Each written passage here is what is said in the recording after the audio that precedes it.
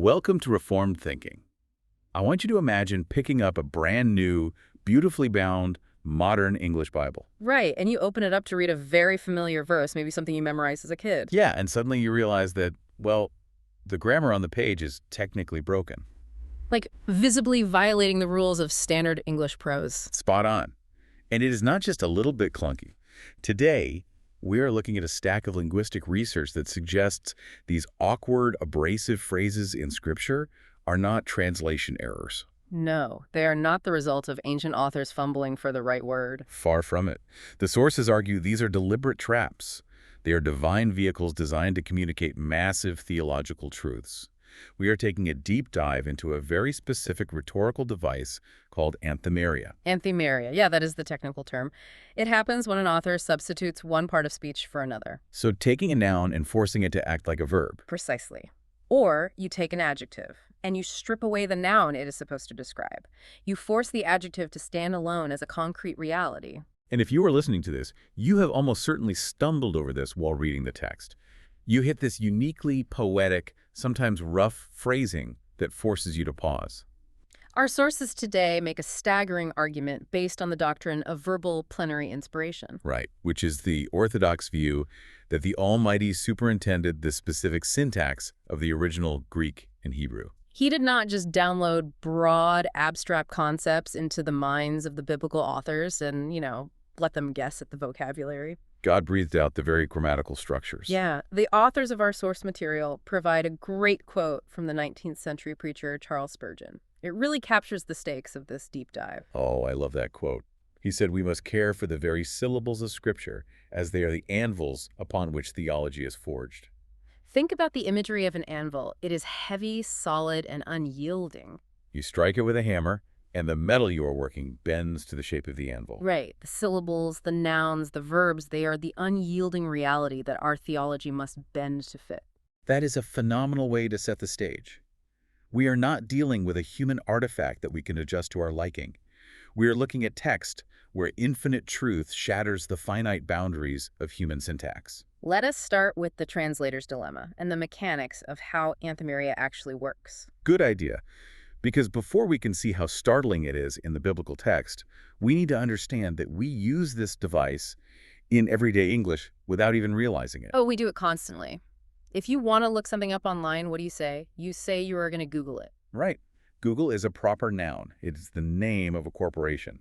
But you substitute its part of speech, turning it into an active verb. Or you might tell a friend that you were gifting them a book. Yeah, a gift is a noun, a physical object, but you are utilizing it as an action. In everyday conversation, our ears barely register the shift. We adapt to it immediately. But in formal rhetoric, when an author employs this substitution, it disrupts our normal reading pattern. It refreshes the ear. It compresses a huge amount of meaning into a very small space. But when we look at the biblical text, things get significantly more difficult because we are looking through the lens of translation. The translation challenge is immense. It really is.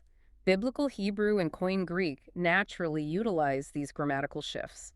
Their syntax allows for an incredible amount of flexibility and movement. The Hebrew language in particular is highly active and relational. But those ancient structures do not align cleanly with modern English prose. Modern English demands strict subject-verb-object order. So every time a translator sitting at a desk hits one of these moments of Anthimeria, they face a stark choice. Do they preserve the formal strangeness of the original text, or do they recast it into smoother, more idiomatic English that a contemporary reader can digest quickly? That is the dividing line between formal equivalence and dynamic equivalence in translation. Exactly. Formal translations, versions like the King James, the New King James, the English Standard Version, and the New American Standard Bible prioritize the structure. They tend to retain the grammatical boldness of the original languages. Yeah, they leave the reader much closer to the raw syntax, even if it sounds a bit archaic or harsh to a modern ear. On the other side of the spectrum, you have dynamic translations. These prioritize immediate clarity. The goal is to make the text sound as natural in English as possible. To achieve that, the translator will often dissolve the Anthimeria into explanatory phrases. The underlying idea is intact, but the concentrated weight of the original wording is altered. It feels like taking a piece of rustic wood and sanding it down until all the unique grain, the knots, and the character disappear. I love that analogy. It is perfectly smooth to the touch, and you will never get a splinter, but it loses its rugged identity. That analogy perfectly illustrates the tension. By prioritizing immediate readability, something significant is lost. When you sand down the grammar, you lose the specific literary effects the original phrasing was designed to produce. The text we're analyzing details three main effects of biblical Anthimeria. The first is compression. Right. Squeezing whole moral worlds into brief designations. We see this heavily in poetic and wisdom literature, like the Psalms or the Book of Proverbs. You do not have room in a narrow poetic line for a massive sociological explanation. No, you cannot write a paragraph about a person's background, their motivations, and their habits. The grammar has to do the heavy lifting in just 2 or 3 The words. second effect is elevation. Anthimeria gives sentences a carved, solemn quality. It elevates the diction above everyday street language. This greatly aids memorization. These phrases stick in the mind across generations because they sound weighty. They do not sound like a casual conversation at a coffee shop. They sound like declarations from a king. And the third effect is vividness, or effect. This is about creating unexpected, startling phrasing. The source text brings up a classic example from Psalm 139. I am fearfully and wonderfully made. In the original language, nouns carry adverbial force to enact wonder right there in the language. The words themselves are doing the work of creating awe. If a dynamic translation smooths that out to something like, I was made in an awe-inspiring and wonderful way, the text points out that the phrasing becomes flat. Yeah, it communicates the basic idea, but it loses the concentrated force. The grammar itself is no longer enacting the wonder. It is just describing it from a distance. Wait, I have to play devil's advocate here for a second. Okay, go for it. Are we overthinking this? I mean, a translator smoothing out a jagged phrase just sounds like they are trying to write readable English. That is a fair skepticism. Is there really a grand theological design here, or is it just the natural byproduct of formatting ancient documents for modern readers? The linguistic research argues that grammar in the Bible is not a neutral shell holding the meaning.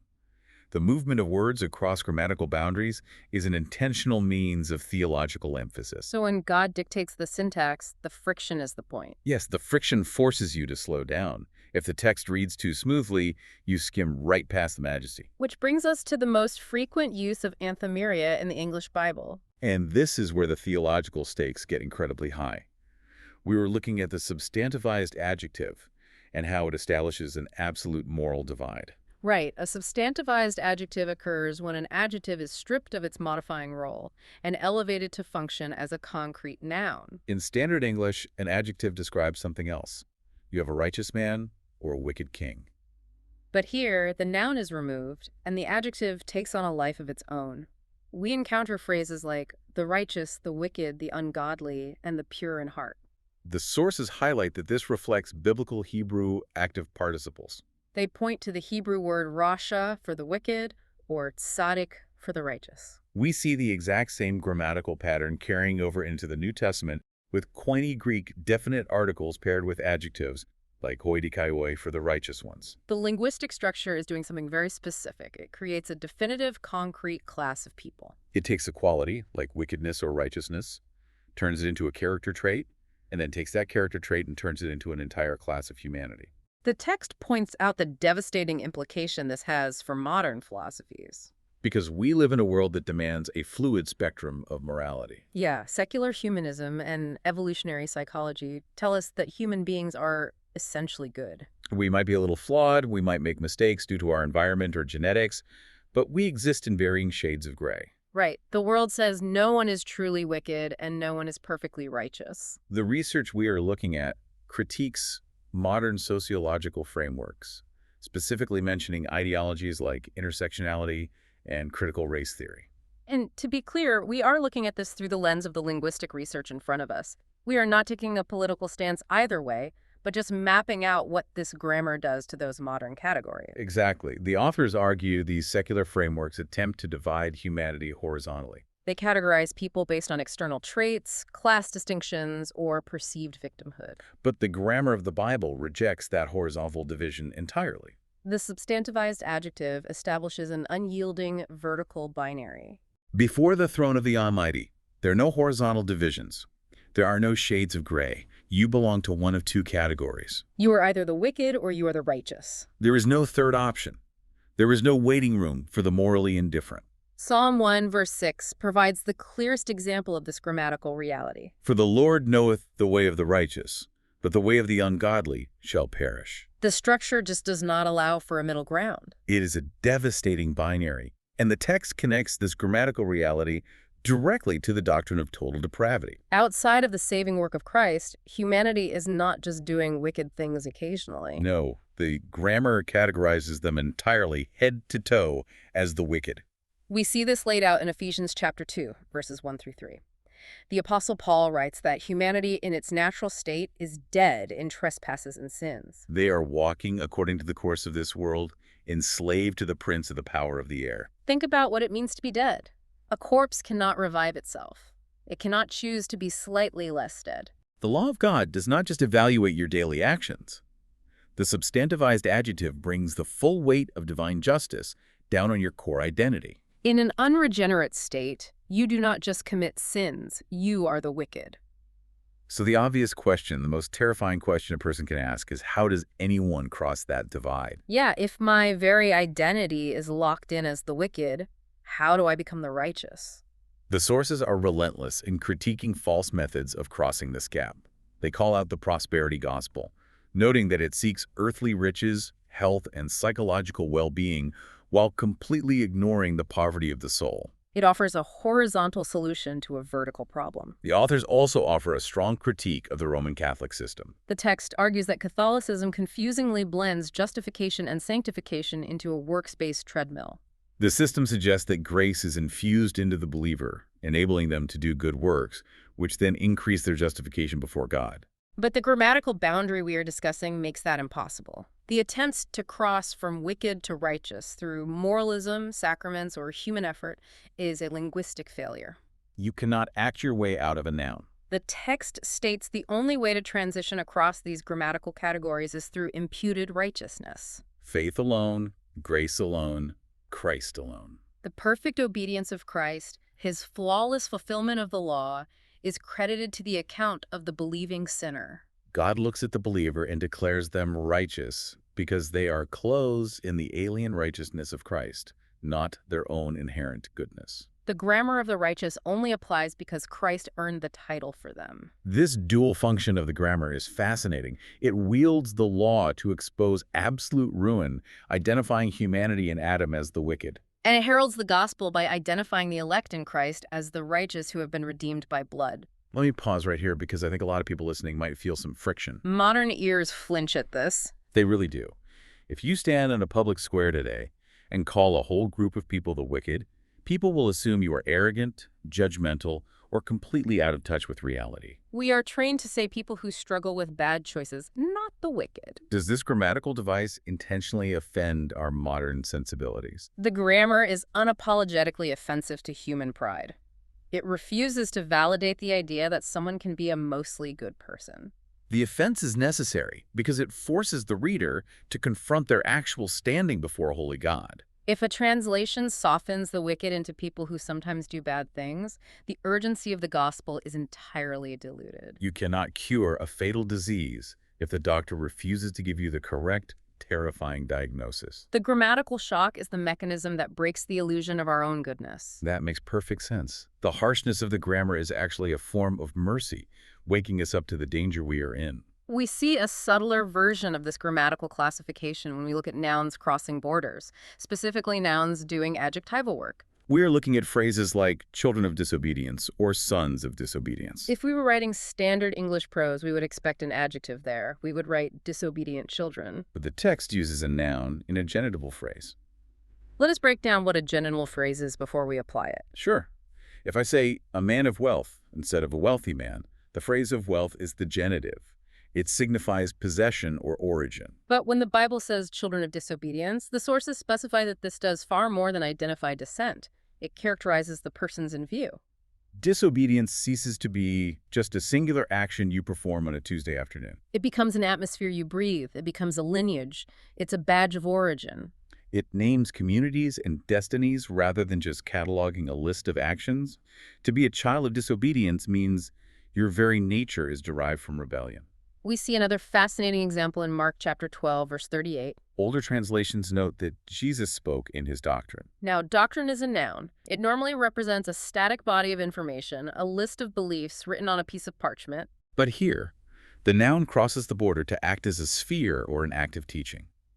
It is not just the content, it is the entire atmosphere of his authority. He is enveloped in the reality of his own truth. And earlier we talked about phrases like the poor, the meek, or the elect. These words gather individuals under a massive theological heading. It is not just a random shared attribute. If we look at the distinction between doing something and being something, the gap is massive. Think about a courtroom. If someone tells a lie on the stand, they committed an action. They perjured themselves. But if the judge slams the gavel and calls them a liar, it defines their entire identity. It labels their character. Is the Bible using these nouns to lock in our covenant identity before God? Precisely. The text argues that Scripture is intensely concerned with identity before the throne of God. It speaks of persons according to their covenant standing and their eschatological destiny. The language itself teaches that human life is never morally neutral. When the Bible uses a noun like disobedience to characterize a people, it locks in that covenant identity. It shows how totally sin shapes human nature apart from intervening grace. All right, we have looked at how grammar defines human identity and human depravity. Now we're going to look at the nature of God himself. This next section on elevating the verb is astonishing. We are looking at the self-existent majesty of the I am. Let us go to the book of Exodus, chapter 3, verse 14. Moses is a fugitive, standing barefoot in the dirt before a burning bush that is not consumed. God commands Moses to go to Pharaoh and demand the release of the Israelites. Moses asks for God's name, a title he can take back to prove his authority. And God replies from the fire, I am that I am. Linguistically, this is a staggering shift. The Hebrew imperfect verb ea, which derives from the root haya, meaning to be or to exist, is lifted entirely out of its verbal function. God takes an action word, a basic verb of being, and crowns it as the supreme proper noun of the cosmos. He translates existence itself into his very name, Yahweh. The sources state this grammatical elevation reveals the doctrine of divine aseity. Aseity comes from the Latin esse, meaning from oneself. This is the truth that God has life in himself. He is pure actuality. He possesses no potentiality because he is already everything he could possibly be. He is completely self-existent, and he depends on absolutely nothing outside himself for his being, his decrees, or his happiness. Let us apply this concept of aseity to our own lives so we can see the contrast. You and I are entirely contingent. We are dependent beings. We needed parents to conceive us. We need oxygen in our lungs every few seconds. We need food, water, and gravity. If any of those external factors are removed, we cease to exist. But God needs nothing. Before the universe was spoken into existence, God was entirely complete, lacking nothing in the eternal fellowship of the Trinity. This single grammatical shift, naming himself I am, obliterates a multitude of modern philosophies and theological errors. The text points out that it refutes process theology and open theism. Let us look at those. Process theology suggests that God is evolving alongside the universe. Open theism argues that the future is unknowable even to God, so he is constantly learning new information and reacting to the free will choices of humanity. In those systems, God is contingent on the actions of his creatures. But if his very name is pure existence, he cannot be in process. He cannot learn new information, because learning implies a transition from ignorance to knowledge, which means a change in state. The I am does not change states. He simply is. The sources also note that this exposes the errors of systems like Mormonism and the Jehovah's Witnesses. Those groups strip the true God of his eternal aseity. They reduce him to a created being, an exalted man, or an angelic force that had a beginning. But God's name is I am.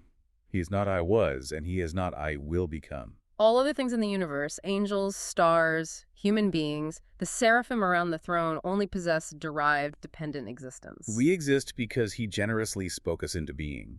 He exists because it is his very nature to exist. There is also a fascinating detail in the research regarding covenant promises. The expert text mentions dispensationalism specifically. It argues that because God's existence cannot fail, his unconditional promises to ethnic Israel regarding their land, their seed, and their throne cannot fail. The promises are anchored to the aseity of God, and by extension, his promises to preserve the church cannot fail. The grammar of his name guarantees the success of the covenant. And this Old Testament grammar finds its ultimate fulfillment in the New Testament, in John chapter 8, verse 58. Jesus is engaged in a heated debate with the religious leaders, the Pharisees. They're challenging his authority and his age. He looks at them and says, "Before Abraham was, I am." The Greek phrase recorded by John is ego eimi. Notice what he does not say. He does not say before Abraham was, I was. That would simply claim pre-existence. It would mean he is older than Abraham, perhaps an ancient angel. But by claiming the eternal present tense, he claims the exact name spoken from the burning bush. He is establishing absolute, uncreated deity. And the Pharisees understood the grammar instantly. They did not need a commentary or a linguistics professor to explain it to them. The reaction was immediate and violent. They picked up stones to execute him for blasphemy because they knew exactly what that grammatical shift meant. A man standing in front of them was claiming the unapproachable aseity of Yahweh. It demands that the reader bow to his sovereign authority. You cannot approach the I am casually, and you cannot mold him into a deity of your own pragmatic preferences. He defines reality. But let me ask you this, looking at it from the perspective of someone studying the text, God could have called himself the powerful one. He could have called himself the loving one or the righteous one. Those are great, accurate titles. But he focused strictly on the verb of existence. Why does God's self-existence provide a stronger foundation for our faith than simply listing his positive attributes? If we think about it logically, attributes like power, love, or justice require a subject to possess them. If God were merely the loving one, it implies that love is a standard or a concept outside of God that he happens to meet perfectly. It makes love superior to God. But by naming himself I am, he establishes that he is the source of all reality. His attributes flow directly from his self-existence. God is love because God exists, and his existence is perfect. If his existence is absolute and uncaused, then his power and his love are also absolute and uncaused. You can trust a promise from the I am, because there is no reality outside of him that could ever threaten or alter his decrees. That is a phenomenal way to frame it. It anchors everything. From the self-existence of God in eternity past, the sources move us into time and space, into the incarnation. We are looking at mobilizing the noun, which the text calls the aggressive grace of the incarnation. Let us turn to the Gospel of John, chapter 1, verse 14. It reads, "And the Word was made flesh and dwelt among us."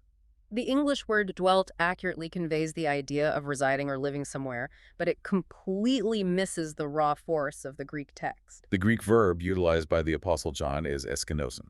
This verb derives directly from the noun skene, which means a tent or a tabernacle. So if we use strict grammatical equivalence, preserving the Anthimeria of the original language, we would translate it, "The Word became flesh and tabernacled among us." John took a static noun, the Old Testament physical structure of wood, gold, and animal skins, where God's glory resided, and turned it into an active historical verb describing the earthly life of Jesus. This grammatical shift seamlessly connects the shadows of the Old Covenant to the substance of the New Covenant. In the Old Testament, the tabernacle was the epicenter of Israel's relationship with Yahweh. It was the singular location where the Shekinah glory of God descended in the Holy of Holies. Let us visualize that physical tabernacle for a minute to understand what is being fulfilled. The source text details how all the functions of that structure are forever retired in Jesus Christ. You had the brazen altar of sacrifice, where animals were slaughtered daily to cover the sins of the people. You had the laver of washing, where the priests cleansed themselves. Inside, you had the bread of the presence symbolizing fellowship and the golden lampstand providing light. And finally, behind the heavy veil, the holiest place of mediation, where the high priest entered once a year with blood. All of that architecture, all of that furniture is fulfilled in the person of Christ. He is the final sacrifice, the living water, the bread of life, the light of the world, and our great high priest. The active verbal use of tabernacle has massive theological implications for how we view worship today. The sources argue this linguistic shift annihilates the Roman Catholic Mass. Right, because the Mass attempts to maintain a continuous sacrifice and mediate grace through a human priesthood in physical buildings. If Christ has perfectly tabernacled, the need for a localized repeated sacrifice is over. The text also notes it rebukes mysticism, which attempts to bypass objective historical truth, the physical life, death, and resurrection of Jesus, in favor of subjective, internal, emotional encounters. Because Christ has already tabernacled among us in real history, the veil is torn. The grammar shows an aggressive pursuing grace. Jesus did not magically appear on a cloud to just pay a legal penalty and vanish. He actively pitched his tent in the dirt, the sorrow, the disease, and the curse of the fallen world. He lived a life of flawless submission to the law within the frail tent of his human nature. The Anthimeria here reveals that God did not wait for humanity to climb a moral ladder to reach him. The Word aggressively invaded our darkness. I keep thinking about the imagery of pitching a tent in a literal war zone. The Old Testament tabernacle was mostly stationary in the center of the camp. The people had to meticulously prepare themselves, follow strict ceremonial laws, and travel to it. The direction was always humanity reaching up, trying to approach the holy structure without dying. But how does turning tabernacle into an active verb entirely flip that direction of salvation? It flips it completely. A noun is a destination, a verb is an action. When tabernacle becomes a verb, it means God is the one in motion. The holiness of God is no longer locked inside a stationary tent that sinners must carefully approach from a distance. Instead, the holiness of God is actively walking through the war zone. He is touching the lepers, eating with tax collectors, healing the sick, weeping at tombs, and enduring the full weight of temptation. The grammar proves that salvation is entirely a downward action from God to man. It is not an upward effort from man to God. That is heavy. It changes how you read the entire Gospel of John. Every time you see Jesus interacting with someone, the grammar itself is preaching the gospel. He is actively tabernacling toward them. So, bringing all of this together for our synthesis, we started out looking at a bizarre grammatical anomaly, wondering if it was a mistake or just ancient stylistic phrasing. And the text shows us that the grammar of the English Bible is heavily laden with truth. When words cross their borders, they are doing heavy lifting. They break human pride, as we saw with the substantivized adjective labeling humanity strictly as the wicked, removing any illusion of inherent goodness. They refute modern philosophical errors as the pure existence of the I am refutes a changing, evolving deity. And they act as a sword to divide soul and spirit, locking in our covenant identity. This absolutely requires slower, patient reading. We cannot just skim the text looking for a quick motivational quote for the day. If we read the Bible like a magazine, we are going to miss the friction. The grammar is designed to force us to slow down, to stumble over the phrasing, and to ask why the author wrote it that way. The sources close with a strong appeal to the modern church based on this reality. They argue the congregation must be anchored to the precise wording of the living God. The text calls for an abandonment of infatuation with worldly entertainment, pragmatic seeker-sensitive methods, and pop psychology in the pulpit. If the weight is in the specific syntax God inspired, then substituting that for his self-help seminar is an abandonment of the faith. If the Almighty cared enough to inspire the very syllables, we have to care enough to study them. When you spot a clunky phrase, a noun acting like a verb, or an adjective standing alone like a monument, do not assume the translator made a mistake. That grammatical gear is driving a massive theological engine. It is the divine grammar. I want to leave you with a final thought to mull over. We have seen how the Almighty bends grammar to force us to recognize absolute truth. He divides the world cleanly between the wicked and the righteous.